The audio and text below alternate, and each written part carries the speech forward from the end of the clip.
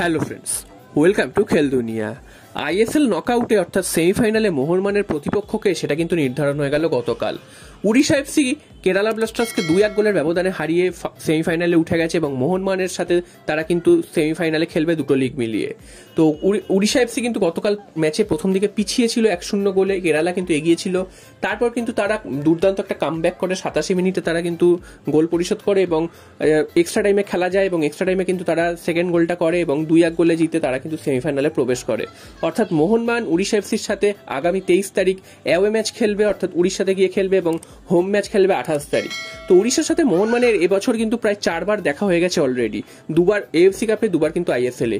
AFC কাপে মোহনবাগান একবার কিন্তু 4-0 গোলে উড়িষ্যা এফসিকে হারিয়েছে এবং ফিরতি লিগে কিন্তু 5-2 গোলে কিন্তু যুবভারতী ক্রীড়াঙ্গনে তারা হেরে গেছিল এবং আইএসএল এর দুটো সাক্ষাতে কিন্তু ড্র হয়েছে, অর্থাৎ দুটো দলই কেউ কিন্তু জিততে পারেনি। একবার 2-2 গোলে ড্র হয়েছিল যুবভারতী ক্রীড়াঙ্গনে, মোহনবাগান পিছিয়ে পড়েছিল 2 গোলে, তারপর দুর্দান্ত কামব্যাক করে।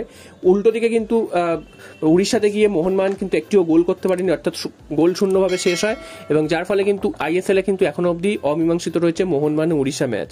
তো এবার পালা কিন্তু আইএসএল নকআউটে, তো সেখানে কিন্তু এই দুবার দেখা হবে, অর্থাৎ 23 তারিখ তোমাদের বললাম, যেমন প্রথমে কিন্তু অ্যাওয়ে ম্যাচ খেলবে মোহনবাগান এবং সেকেন্ড 28 তারিখ তারা কিন্তু হোম ম্যাচ খেলবে। তো দেখা যাক শেষ পর্যন্ত উড়িষ্যাকে হারিয়ে মোহনবাগান সেমিফাইনাল থেকে টপকে ফাইনালে উঠতে পারে কিনা। নেক্সট চলে আসি মোহনবাগানের আইএসএল শিল্ড যে ট্রফি, সেই ট্রফি কিন্তু আজকের মোহনবাগান ক্লাবে প্রদর্শিত হয়েছে, যেটা নিয়ে অনেক সমর্থকেরই কিন্তু একটা দাবি ছিল যে মোহনবাগান ক্লাবে কেন ট্রফিটা আনা হয়নি।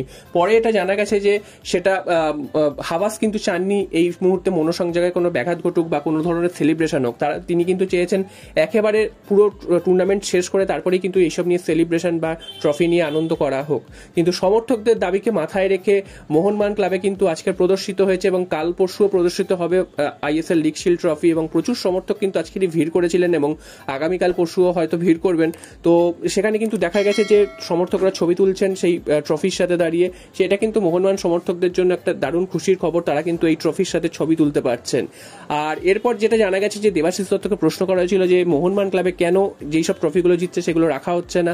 দেবাশিস দত্ত এর উত্তর দিয়েছেন যে এরপর অর্থাৎ তারা কিন্তু 1 মাসের মধ্যে রেপ্লিকা বানানোর চেষ্টা করছেন, অর্থাৎ লাস্ট 2-3 বছরের মধ্যে যেসব ট্রফিগুলো জিতেছে, ডুরান্ড কাপ, আইএসএল কাপ গত বছর জিতেছিল, এবার আইএসএল শিল্ড, তো সমস্ত কিছুরই কিন্তু রেপ্লিকা তৈরি করা হচ্ছে। সেই রেপ্লিকাগুলোই কিন্তু মোহনবাগান ক্লাবে সুসজ্জিত থাকবে, কারণ কোনো ক্লাবেই কিন্তু অরিজিনাল ট্রফি বেশি দিন থাকে না, সেটা কিন্তু ফেডারেশনের কাছে জমা দিয়ে দিতে হয়। অর্থাৎ এক্ষেত্রেও সেটাই হবে, ফেডারেশনের কাছে অরিজিনাল ট্রফি জমা দিয়ে দিতে হবে এবং ক্লাবে কিন্তু সুসজ্জিত থাকবে রেপ্লিকা ট্রফি। তো সেই সমস্যাটাও সমাধান হয়ে গেছে এবং মোহনবাগান সমর্থকরাও কিন্তু এর জন্য খুশি।